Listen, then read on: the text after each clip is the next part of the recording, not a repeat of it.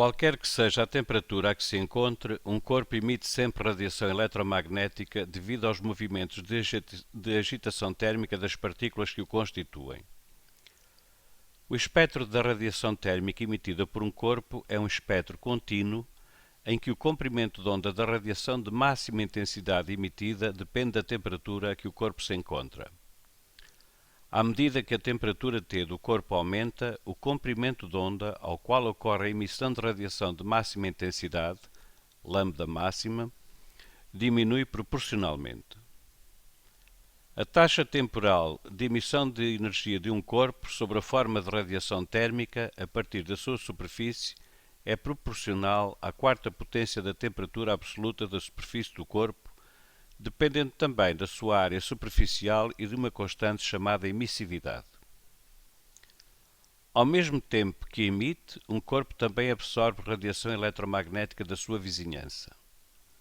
Quando um corpo está em equilíbrio com a sua vizinhança, emite e absorve energia, como radiação, à mesma taxa temporal.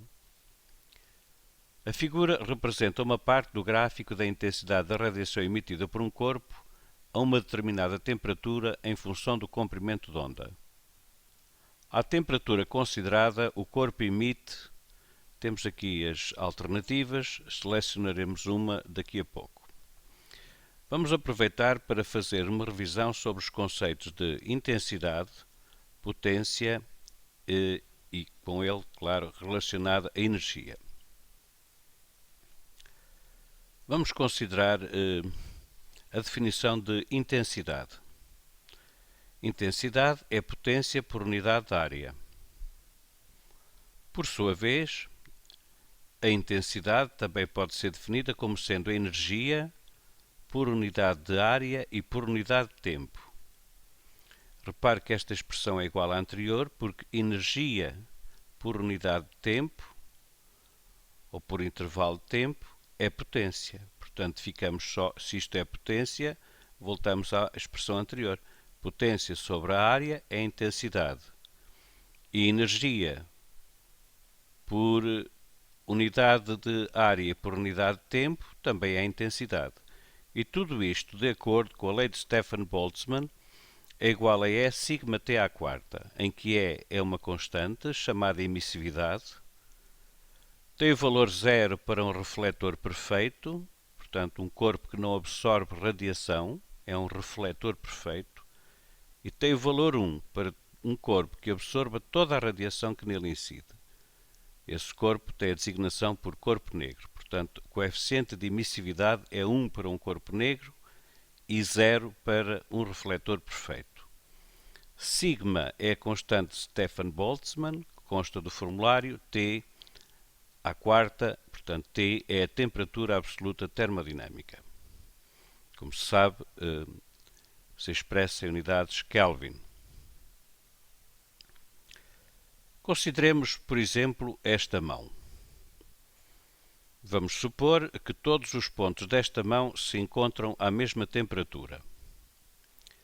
De acordo com esta expressão, então, se a intensidade é igual ao coeficiente de emissividade, é igual à constante de Stefan-Boltzmann, portanto, o produto delas, ainda multiplicar pela quarta potência da temperatura absoluta, nós considerando que todos os pontos se encontram à mesma temperatura, em todos os pontos emitem radiação com a mesma intensidade. Qual a diferença, então, entre potência e intensidade? Se nós considerarmos, por exemplo, só este dedo e este, verificamos que este e este que assinalamos têm a mesma intensidade. Porquê? Porque estamos a admitir que estão todos à mesma temperatura. Mas qual é o que tem mais potência? Bom, potência, se nós resolvermos esta igualdade em ordem à potência, verificamos que o A terá que passar para este membro. Ou seja, potência é intensidade vezes área. Consequentemente, o mais potente será o que tiver maior área. já que estamos a admitir que tem a mesma intensidade. De facto, a palma da mão, comparada com qualquer um dos dedos, ainda tem mais potência. Porquê? Não porque tenha mais intensidade, porque a intensidade é a mesma, porque só depende da temperatura, neste caso, mas porque tem maior área. E quanto à energia? Quem emite mais energia? Este dedo ou este? Bom, temos que ter em atenção o seguinte: energia, se resolvermos esta equação e passarmos o denominador para este membro, nós verificamos que a energia emitida é tanto maior quanto maior for a intensidade e o A delta T passa para o numerador. Tanto maior quanto maior for a área e tanto maior quanto maior for o intervalo de tempo durante o qual está a haver emissão de energia. Parece correto. Este dedo pode emitir mais energia do que este. Em que situação? Se estivermos a considerar um intervalo de tempo superior ao intervalo de tempo em que estamos a considerar este dedo. No mesmo intervalo de tempo, quem é que emite mais energia? Aí calma, porque se o intervalo de tempo é o mesmo, então emite mais energia aquele que tiver maior área. Portanto, estamos a ver que energia, potência e intensidade são grandezas diferentes. Convém ter isto muito claro para se perceber tudo o que se vai dizer acerca da resolução deste exercício. Vou repetir: se toda a mão estiver à mesma temperatura, então todos os pontos emitem com igual intensidade. Em relação à potência emitida, depende da área que estamos a considerar. A potência emitida por este dedo é inferior à potência emitida por este.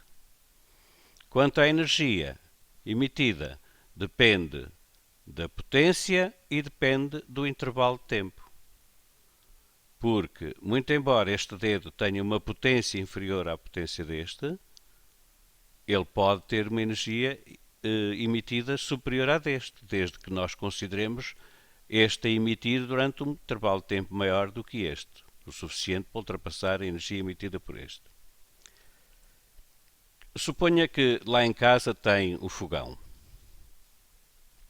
elétrico que tem 3 discos diferentes. Vamos ligá-los no mesmo instante e vamos admitir que todos atingem a mesma temperatura ao fim de um determinado intervalo de tempo. Onde é que vai colocar uma panela grande para fazer, por exemplo, a comida? Vai colocar no disco pequeno? Pode colocar. Eles estão todos à mesma temperatura, mas com certeza que vai optar por o disco grande. Porquê? Porque a potência é maior. Muito embora estejam todos à mesma temperatura, ou seja, estão todos a emitir com a mesma intensidade, o que tem maior potência é o que tiver maior área. E, portanto, vai selecionar o disco que tiver maior área. Porquê? Não por causa da intensidade, mas sim por causa da potência que ele emite. E, claro, quanto mais tempo lá estiver, mais a água eleva a sua temperatura. Porquê?